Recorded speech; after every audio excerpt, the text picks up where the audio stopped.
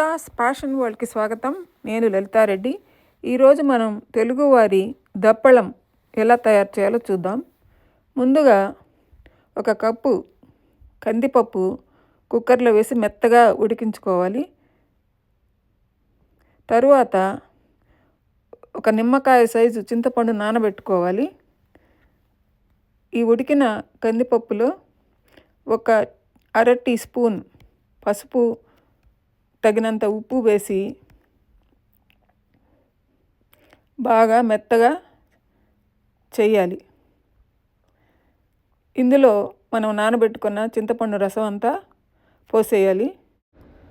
తర్వాత మనం సొరకాయలు ముక్కలు చేసుకోవాలి, ఉల్లిపాయలు కొన్ని కోసుకోవాలి, వంకాయలు కొన్ని ముక్కలు పెద్దగా కోసుకోవాలి, ఒక పెద్ద టొమాటో కోసుకోవాలి, పచ్చిమిరపకాయలు 4-5 తరిగి పెట్టుకోవాలి, క్యారెట్లు కూడా పెద్ద ముక్కలుగా కోసుకోవాలి. ఇవన్నీ కూడా ఈ ఉడికిన కందిపప్పు మిశ్రమంలో వేసేసుకోవాలి.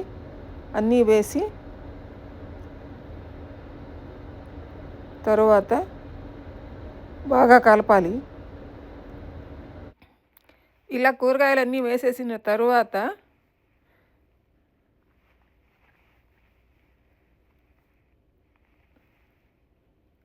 బాగా కలపాలి. కలిపిన తర్వాత ఒక అర టీ స్పూను ఇంగువ కూడా వేయాలి అందులో.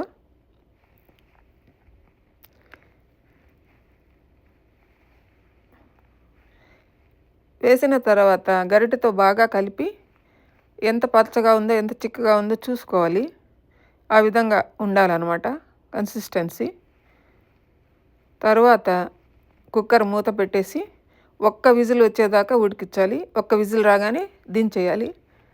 ఈ తర్వాత పొయ్యి మీద బాండలు పెట్టి 2 టేబుల్ స్పూన్స్ నూనె వేసి అందులో ఒక మిరపకాయ, ఒక అర టీ స్పూన్ మెంతులు, 2 టీ స్పూన్లు ఆవాలు వేసి కొత్తిమీర, కరివేపాకు, 2 టీ స్పూన్లు మిరప్పొడి వేసి అదన్నీ వేగిన తర్వాత ఈ తిరగమాతను మనం ఉడికించి పెట్టుకున్న ఆ దప్పలంలో వేసేయాలి.